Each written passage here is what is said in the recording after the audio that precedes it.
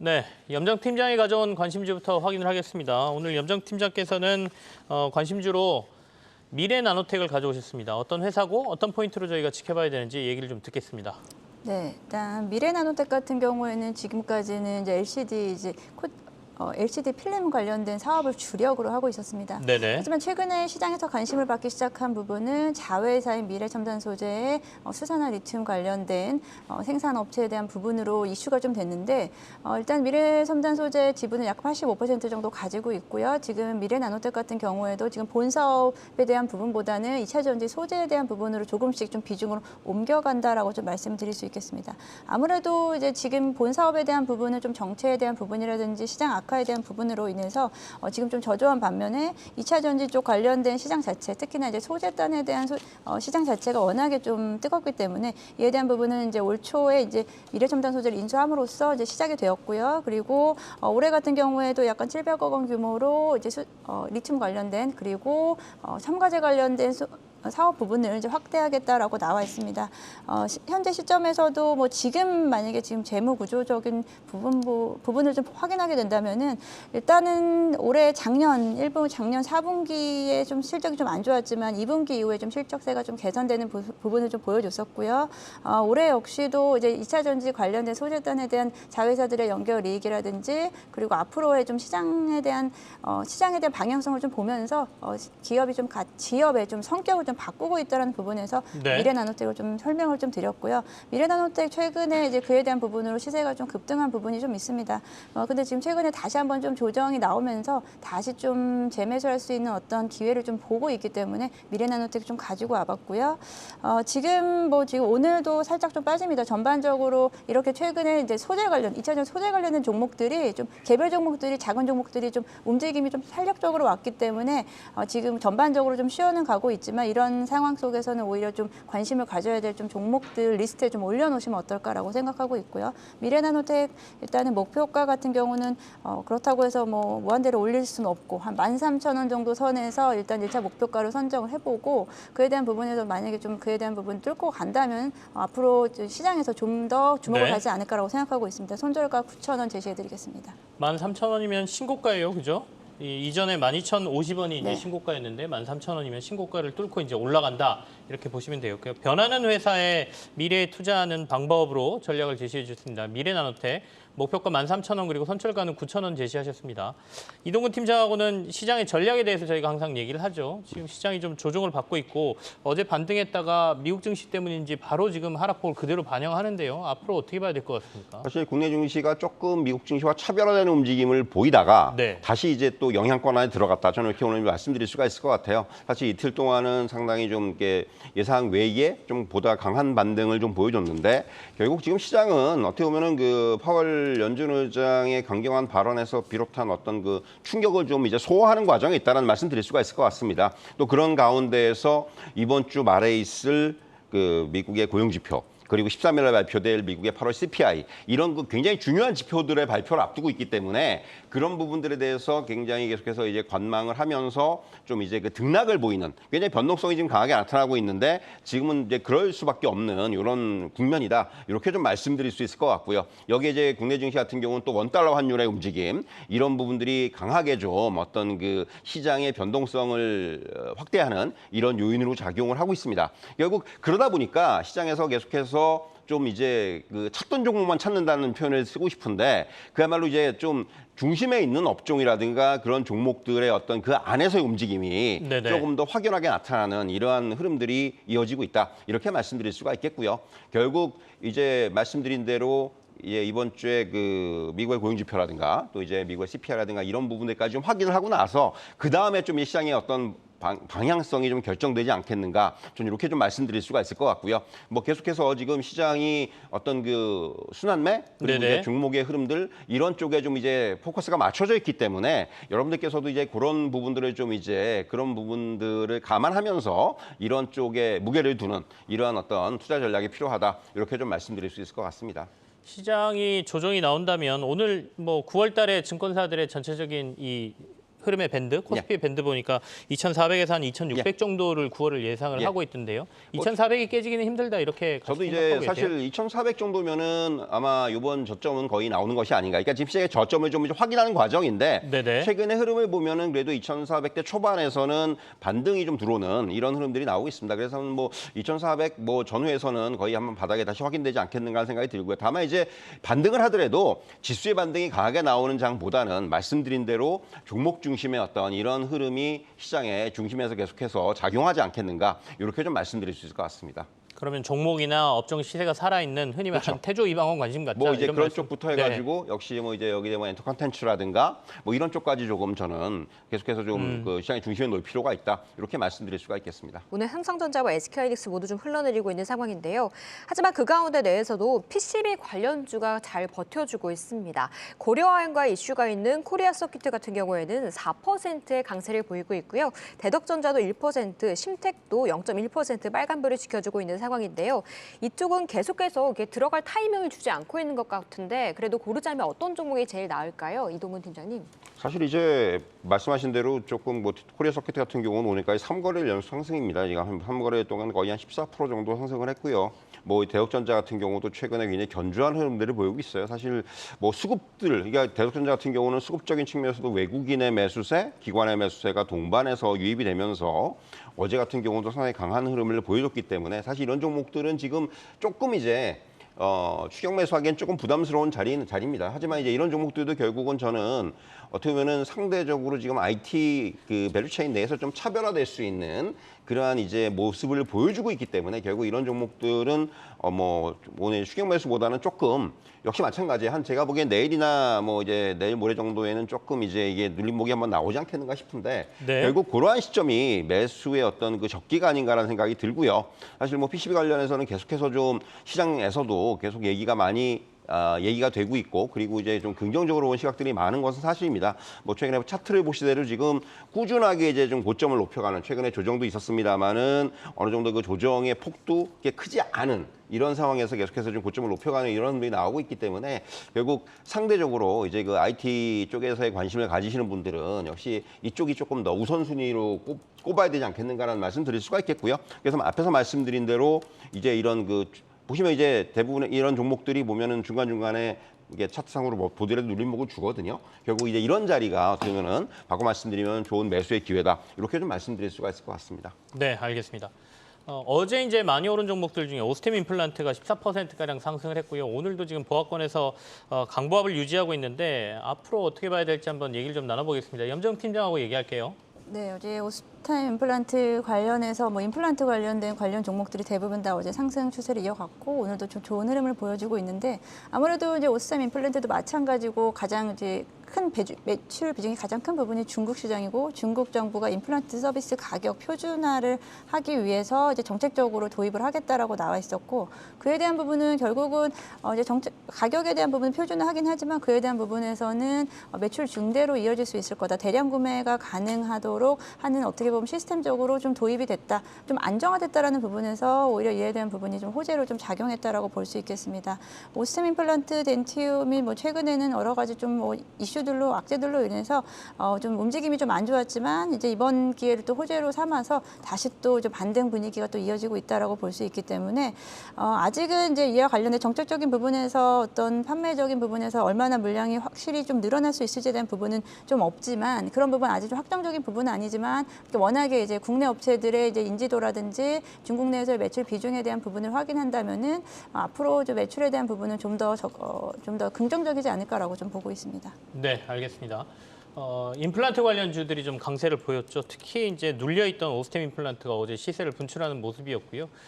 물론 이제 횡령 사건이라든지 이런 거에 대한 여전히 부정적인 견해가 있으신 분들이 있습니다. 근데 수익을 많이 내는 회사고 앞으로 뭐 사업적인 데는 문제가 없다라고 생각한다면 또 투자자 관점은 다를 수 있으니까요. 그런 관점에서 어제 아마 주가가 오랜만에 크게 오른 걸로 보입니다.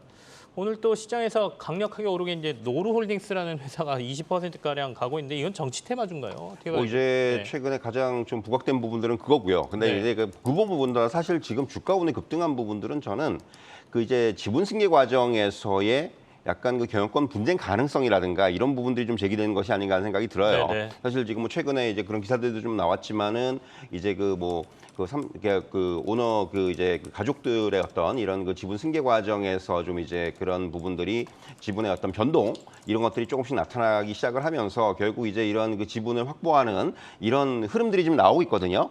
결국 이런 것들이 조금 이제 시장에서는 그렇게 받아들이는 것이 아닌가 하는 생각이 들고 그래서 이제 오늘 좀 갑자기 이게 사실 거래가 많이 되는 종목이 아닌데 네. 거래도 많이 늘어났고 주가도 좀 급등을 하고 있는데 이러한 어떤 그런 어떤 지배 구조 관련된 이런 이슈가 아무래도 좀 주가에 오늘 급등을 좀 끌어내지 않았는가 이렇게 좀 말씀드릴 수 있을 것 같습니다. 네. 오전에 제가 전문가분들하고 얘기 나누면서 노루홀딩스 처음 얘기하는 것 같습니다. 갑작스럽게 올라서 도대체 무슨 이슈가 있나 싶어서 한번 말씀드려봤고요. 세훈 캐스터하고 얘기 좀 나눠볼까요? 노루홀딩스는 이제 저희가 시세 정치 테마 뭐 이런 걸로 본다라고 하면 그런 거 말고 실제적으로 봤을 때 우리가 시장에서 지금 점검해야 될 거 어떤 걸로 보이십니까? 네, 오늘 시총 상위주 내에서 SK이노베이션이 낙폭이 굉장히 눈에 띄고 있는데요. 네네. 현재 5%까지 좀 흘러내리고 있습니다. 이 정유주로 묶자면 또 유가가 흘러내렸기 때문에 빠지는 건 맞지만 2차 전지 관련 모멘텀도 있기 때문에 이렇게 빠지는 건 좀 과한 게 아닌가라는 생각이 드는데요. 이쪽의 하락을 좀 어떻게 지켜보는 게 좋을까요, 염정 팀장님? 말씀하신 대로 SK이노베이션은 최근의 흐름 주가를 보게 되면 2차 전지 쪽에 대한 부분보다는 정유 쪽에 대한 흐름으로 주가가 좀 가고 있다라고 보고 있습니다. 최근에 이제 정유주 관련해서 좀 재차 좀 반등을 했지만 그에 대한 부분이 크게 반영이 되지 못한 상태로 지금 계속 좀 거의 지금 한 7, 8일 연속으로 지금 흐름이 좀 깨지고 있는데 오늘 과대 낙폭에 대한 부분도 일단은 이제 일단 이유 자체는 국제유가에 대한 부분으로 좀 이야기를 할 수 있겠고요. 그리고 이제 반대로 다른 2차 전지 셀업체들은 사실 흐름이 그렇게 나쁘지는 않습니다. LG에너지솔루션 같은 경우에도 지속적으로 8월 내내 외국인들의 매수세가 들어오면서 사실 주가가 잘 지탱을 해주고 있었고요. 삼성 SDI 역시 마찬가지라고 생각을 하는데 SK이노베이션 일단 2차 전지 쪽에서의 아직까지는 좀 다른 셀업체 대비해서 큰 어떤 좋은 뉴스라든지 이런 부분이 조금 부재한 상황 속에서 정유주의 어떤 이런 부분에서 좀 손해를 좀 보고 있다라고 생각하고 있습니다. 조금 더 주가가 조금 더 오늘도 많이 빠지고 있지만 오히려 지금 같은 경우 SK이노베이션은 저는 이제 매수 관점에서 다시 좀 지켜봐도 될 타이밍이다라고 좀 보고 있습니다. 알겠습니다. SK이노베이션 유가와 관련돼서 아무래도 유가가 최근에 급등락을 보이고 있고 새벽에 이제 유가가 좀 많이 빠졌기 때문에 같이 시세를 좀 반영하고 있는 것 아닌가. S-오일도 같이 또 빠지고 있고 미국의 정유업체들도 같이 빠졌거든요. 그렇게 저희가 이해하는 게 맞을 것 같습니다. 이동구 팀장하고는 지주회사를 좀 보고 싶습니다. 이제 지주회사가 한국에서는 좀 디스카운트를 받는다라고 얘기는 하지만 최근에 조금 많이 변하는 그룹들이 있거든요. 네, 대표적인 게 이제 한화, 롯데 이런 데들 회사의 내용이 확 바뀌고 관련 계열사들 주가는 굉장히 막 좋은 상황인데 지주회사들 좀 어떻게 보고 계세요?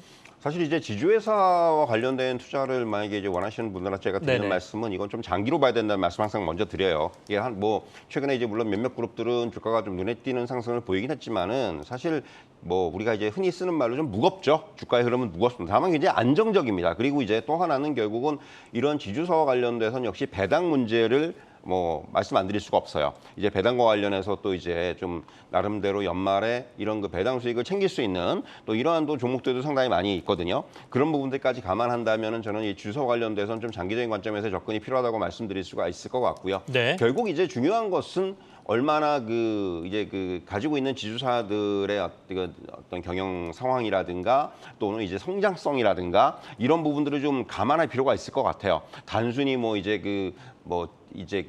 재무 구조가 좋고 아니면은 이제 펀더멘탈이 굉장히 튼튼하고 이런 식의 접근 지금까지 지주사 하면은 이제 좀 그런 어떤 개념들을 갖고 계시는데 말씀하셨다시피 최근에 이제 뭔가 확 바뀌는 탈바꿈을 하는 이런 회사들이 늘어나고 있다는 거죠. 결국 이런 쪽에서의 어떤 미래의 성장성, 미래 가치 이제 이런 부분들을 지주사 투자에서는 조금 고려해야 되는 그런 시기가 오지 않았는가라는 말씀드릴 수가 있겠고요. 그래서 네네. 이제 그런 부분들 뭔가 미래와 관련된 사업들을 하는 예를 들면 수소가 됐든 전기차가 됐든 아니면 2차 전지가 됐건 이런 것들이 지금 어떻게 보면 그 자회사들의 중심축으로 등장하는 회사들이 상당히 많이 나타나고 있거든요.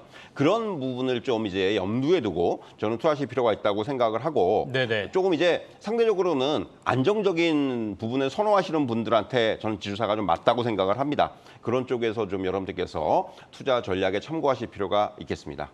어제 SK가 이제 자사주 매입하고 소각하겠다라고 그렇죠. 발표한 이후에 다른 혹시 지주사들 중에 이런 주주배려 정책 확 나올 만한 데 없습니까? 글쎄요, 아직까지는 뭐 이게 뭐 정말 이렇게 뭐 얘기되어지는 것들이 좀 있겠지만은 네네네. 그런 것들이 아직까지 뭐 이제 공표를 할 수 있는 그런 단계는 아닌 것 같고요. 다만 이제 이런 그 SK의 어떤 그런 사례를 보더라도 지금 많은 지주사들이 그런 부분을 고려하고 있다고 알고 있습니다. 그렇기 때문에 계속해서 아마 이런 것들이 향후에도 나올 가능성이 크기 때문에 그런 부분들은 굉장히 그 기업 가치라든가 또는 어떤 주가의 모멘텀으로 작용할 수가 있다는 부분, 이런 것들은 여러분께서 좀 항상 좀 체크하실 필요가 있다, 이렇게 말씀을 드리겠습니다.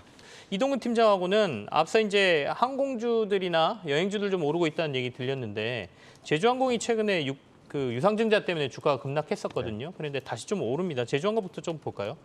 말씀하신 대로 일단 제주항공은 그 대규모 유상증자 이슈가 있었고요. 네네. 결국 이 부분이 그 주가를 좀 끌어내린, 뭐 하루에 이제 10%씩 좀 주가가 빠지기도 했었는데 일단 좀 회복을 하고 있어요. 결국 그런 그 이제 유상증자와 관련된 이슈들이 조금 이제 일단락된 것이 아닌가라는 생각이 들고요. 그런 가운데서 역시 이제 최근에 여행에 대한 어떤 그 좀 족쇄가 풀렸다라는 그런 인식들, 그러니까 이제 항공주들이 입국 전 검사 폐지라든가 이런 부분들이 아무래도 전반적인 그 센티멘트에 좀 긍정적인 영향을 주는 것이 아닌가라는 생각이 듭니다. 특히 이제 이런 그 어떤 그 LCC들의 주가 흐름이 상대적으로 좀 더 좋은 모습들이 연출이 되고 있다라는 거죠. 뭐 오늘 제주항공 비롯해서 뭐 티웨이항공이라든가 이런 종목들의 이제 상승세가 좀 나타나고 있고요. 결국 이제 뭐 제주항공 같은 경우는 이제 원래 네네. 2020년부터 7년 동안에 한 1년에 한 6대 7대씩 신규 항공기를 도입할 예정이었는데 지금 이제 일단 코로나19로 인한 도입식이 연기가 됐어요. 결국 이런 부분들이 이제 내년부터는 순차적으로 다시 이제 보잉 737 맥스, 이게 큰 기종입니다, 굉장히. 네. 이 기종의 도입이 있을 것으로 예정이 되어 있고, 그리고 이제 결국은 이렇게 도입을 하면서 기존에 좀 리스 중심으로 운영을 하던 부분들이 좀 바뀔 거란 얘기죠. 결국 이런 것들이 어떻게 보면 영업 환경에 전반적으로 긍정적인 영향을 미칠 것이다. 물론 이제 대규모 유상증자가 있지만 이런 자금들이 이런 식으로 이제 쓰이면서 결국은 이제 장기적으로 봤을 때는 이것이 오히려 이제 뭐 단기적으로 조금 노이즈가 있지만은 장기적으로 이제 호재로 작용할 수가 있다라는 부분, 여기에 이제 앞에서 말씀드린 대로 일단 이제 다시 리오프닝과 관련돼 있는 기대감들이 더 커지고 있다라는 부분, 이런 것들이 뭐 조금 이제 호재로 작용하면서 주가는 뭐 단기적으로 조금 이제 회복을 할 것으로 보여지고요. 네네. 다만 이제 뭐 지금 이미 좀 이제 외국 관광객들은 늘어나고 있어요. 여러분들 뭐 시내 중심가 나가 보시면 이제 계속 늘어나고 있는데, 특히 이제 뭐 저는 항공주보다는 오히려 지금 선제적으로 좀 주가에 반영될 수 있는 부분들은 면세점이라든가 네. 뭐 카지노라든가 이런 쪽의 업종의 주가의 움직임이 좀 더 선행돼서 움직이지 않겠는가. 이미 뭐 카지노 관련주들은 미리 좀 움직였거든요. 이런 부분들까지 감안한다면은 결국 이제 좀 이제 그 안에서의 순환매, 이런 흐름들도 좀 염두에 둘 필요가 있다, 이렇게 말씀드릴 수가 있겠습니다. 며칠 전에 정부에서 발표한 이제 PCR 검사, 입국 PCR 검사 폐지가 지금 리오프닝 주들, 특히 여행과 관련된 주들을 좀 움직이게 하고 있는데, 항공주보다는 도리어 여행주, 카지노 이쪽이 좀 낫다라는 말씀이죠. 그 중에서도 몇 개로 꼽아 보시죠. 어떤 게 낫습니까? 뭐 사실 이제 최근에 뭐 GK 같은 경우는 이미 좀 주가가 많이 움직였어요. 네네. 그리고 이제 최근에 뭐 파라다이스라든가, 그리고 이제 저는 호텔신라 같은 종목이 오히려 지금 뭐 그동안 뭐 오랫동안 이제 못 움직였었고, 그리고 항상 또 이런 그 이슈가 있을 때 이제 수혜를 볼 수 있는 대표적인 종목이라는 측면에서 호텔신라 같은 종목도 좀 긍정적으로 볼 수 있지 않겠는가, 그렇게 말씀드릴 수가 있겠습니다. 알겠습니다. 카지노, 호텔 업계 중에 미리 움직인 데 말고 호텔신라 같은 경우는 좀 관심 가질만 하다, 이렇게 말씀해 주셨습니다. 염정 팀장하고는 태양광 업체들을 좀 보겠습니다. 네. 힘겨워하면서도 태양광이 계속 오릅니다. 뭐 오늘도 시장이 안 좋다 보니까 네네. 또 시장이 안 좋으면 조금은 좀 믿을 수 있는 어떤 섹터로의 유입이 좀 더 강한 모습을 보여주고 있는데, 오늘도 태양광이 또 현대에너지솔루션 2%대 강세, 장중에는 일단은 뭐 6%까지 좀 상승을 했다가 좀 빠졌지만, 하나솔루션 역시도 마찬가지로 계속해서 상승 추세 이어가고 있습니다. 현대에너지솔루션 같은 경우에는 이번 8월 초 대비해서 거의 뭐 한 2.5배 정도로 주가가 좀 상승을 했고요. 그리고 하나솔루션 같은 경우도 이미 뭐 2배 가까운 상승세를 보여주고 있는데, 일단은 뭐 태양광에 대한 어떤 뭐 인플레 감축법에 의한 수혜가 일단은 뭐 지속적으로 시장에서는 이어가지 않을까라고 생각을 하고 있고요. 네. 현대에너지솔루션이 좀 더 탄력적으로 가격이 움직이는 부분은 아무래도 현대에너지솔루션 같은 경우에는 매출 비중의 90% 이상이 태양광 소재 쪽에 대한 부분으로 구성이 되어 있고요. 이번에 실적을 보더라도 사실 급격하게 실적이 좀 좋아지는 부분이 있습니다. 전년 동기에 대비해서 2분기 실적에서 영업이익이 약 한 700% 이상 상승을 하면서 급격한 매출 매출 성장세를 보여주고 있고 이 부분에서 미국의 인플레 감축법에 대한 수혜를 좀 기대를 해볼 수 있는데 일단 현재 이제 지역별 매출 구성을 보게 되면은 국내 같은 경우가 약간 59%, 60% 이상을 차지하고 미국이 아직은 2% 좀 불과하다고 볼 수 있겠습니다.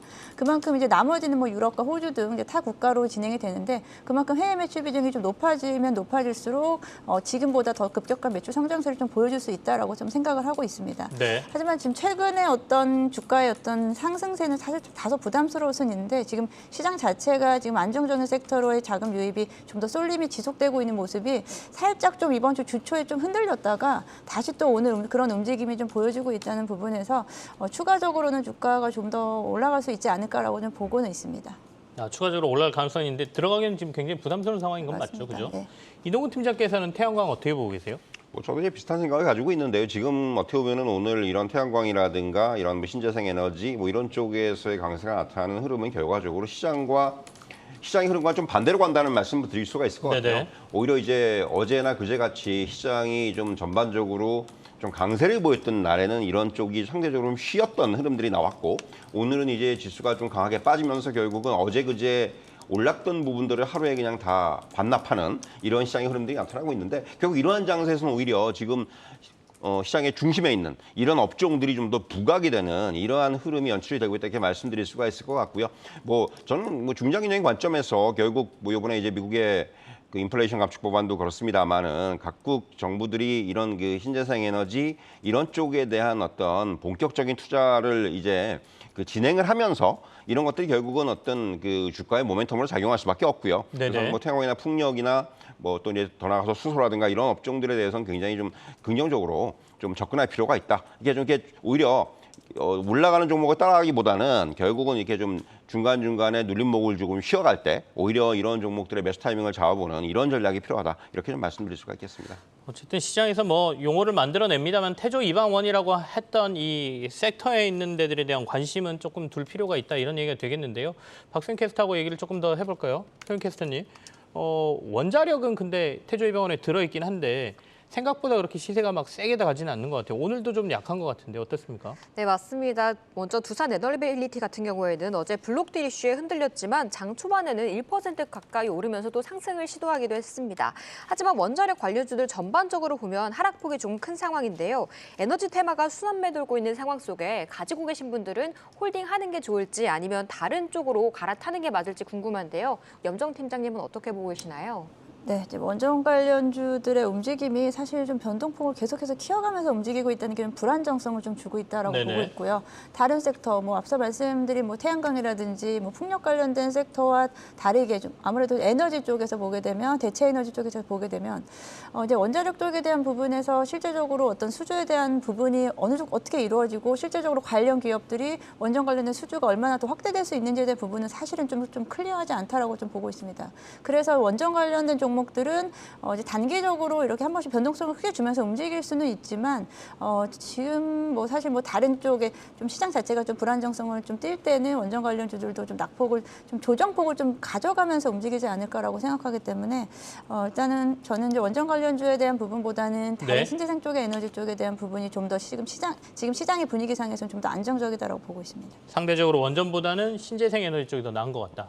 그러면 특정 지어서 두산 에너빌리티만 놓고 좀 볼까요? 어쨌든 원전에서는 대장주였고 어제 블록딜 이슈 때문에 크게 하락을 했었으니까 네. 이렇게 우리가 흔히 눌림목 나오면 들어가세요 이렇게 얘기하지 않습니까? 그럼 이거는 그런 상황에서 본다면 지금 들어갈 만합니까? 네, 뭐 어제 같은 경우에도 사실 이제 블록딜에 대한 여파로 어제 같은 경우 6%대 하락을 네. 보여줬음에도 불구하고 외국인 기관이 계속 뭐 사들이는 종목이다. 단기적으로는 이런 이슈로 인해서 좀 단기적으로 좀 눌릴 수는 있는데 조금 더 만약에 좀 더 눌린다고 한다면 이런 분위기가 좀 더 원전의 전반적인 섹터가 좀 쉬어간다라고 한다면 좀 더 눌릴 수 있거든요. 그럴 때는 저는 저가 매수 기회다라고 좀 보고 있습니다. 알겠습니다. 이동근 팀장께도 같은 질문하겠습니다. 두산 에너빌리티는 지금 진입할 시점으로 보세요. 주가는 좀 빠져 있고 회사 상황은 변한 게 없지 않습니까? 별로 이게 뭐 결국은 이제 그 이 블록딜이라는 부분은 결국은 뭐 대주주가 바뀐 것도 아니고 어떻게 보면 이제 그 두산그룹이 갖고 있던 지분의 아주 일부를 판 거거든요. 결국은 네네. 이제 유동성의 확보 차원이라든가 이런 쪽으로 이제 그런 진행을 한 것이기 때문에 사실은 뭐 이렇게 크게 저는 뭐 오히려 이런 부분들은 역으로 말씀드리면 앞에서도 이제 말씀해 주셨지만은 좋은 매수의 기회가 될 수도 있다. 다만 타이밍의 문제죠. 이제 어제 이제 많이 빠졌고 오늘까지 해서 한 거의 지금 10% 이상 좀 조정을 받았어요. 네네. 최근 그 올랐던 부분에서 결국은 이제는 조금씩 뭐 저점에서의 어떤 매수 기회를 포착하는 이런 전략도 필요하고 결국 이제 상대적으로 신재생 에너지가 조금 더 우위에 뭐 신재생 에너지 쪽에 좀 더 관심이 쏠려 있지만은 결국 원자력도 지금 정부의 방향성 이번에 이제 예산 같은 경우도 이제 보시면 알겠지만은 원자력 쪽에 어떤 그 예산이 상당히 많이 좀 증액이 되면서 이런 부분들이 어떤 그 정부의 정책 방향성을 보여주고 있기 때문에 그런 것들과 연관 뭐 짓는다면은 역시 이런 원자력 관련주들은 역시 이제 이런 또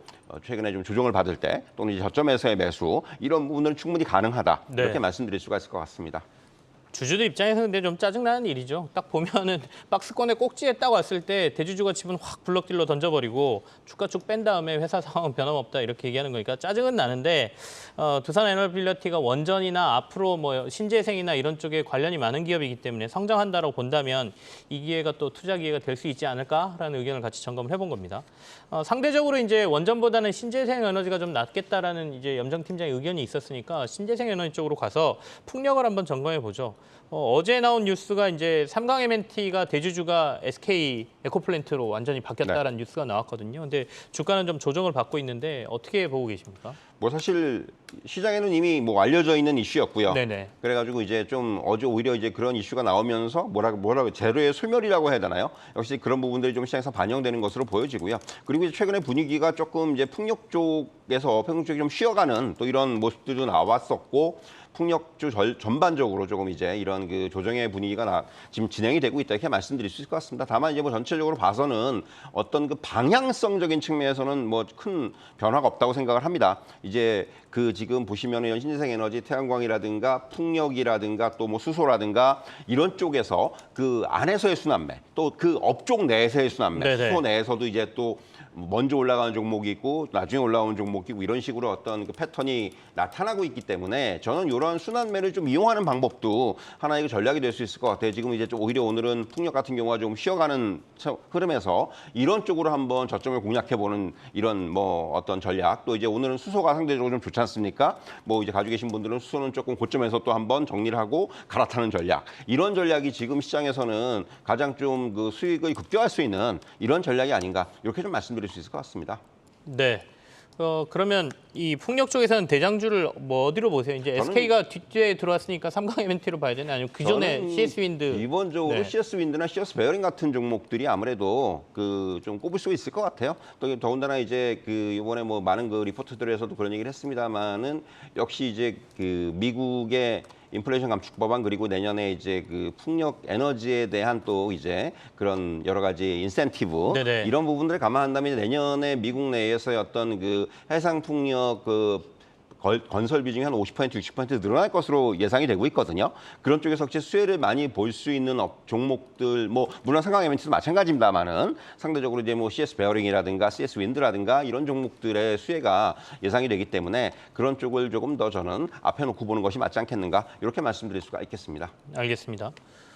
시장이 좀 약해지면 바이오주들이 좀 급등하는 경우가 종종 생기죠. 각 종목들마다 이제 테마들이 생기거나 아니면 이슈가 있기 때문인데 최근에 이제 관심이 시장이 박셀바이오예요. 박셀바이오가 오늘도 한 7%, 8% 이렇게 오르거든요. 염정 팀장님 혹시 점검 좀 해주시겠어요?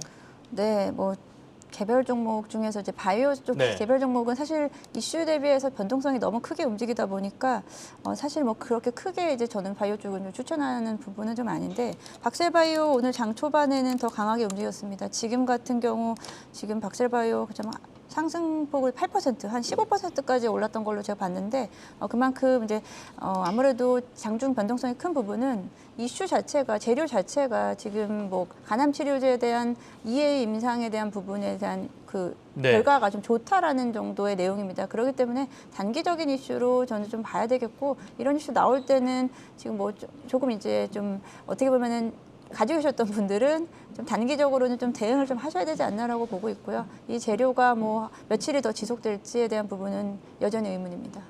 변동성이 좀 크니까 시세가 나왔을 때 가지고 계신 분들은 차익 실현을 하시는 게 낫겠다 이렇게 보시는군요. 네, 뭐 차익 실현하기에는 최근에 너무 네. 고점 대비해서 많이 빠지긴 했습니다만 지금도 이제 좀 상승폭을 좀 줄이고 있기 때문에 장중 변동성이 좀 크게 움직일 수 있습니다. 지금 또 장 초반에 한 10시대 됐기 때문에 좀 빠졌다가 다시 또 움직일 수 있습니다. 그렇기 때문에 좀 박셀바이오뿐 아니고 바이오주 같은 네네. 경우에는 가지고 계시면 사실 좀 하루 종일 좀 피곤하실 수 있어요.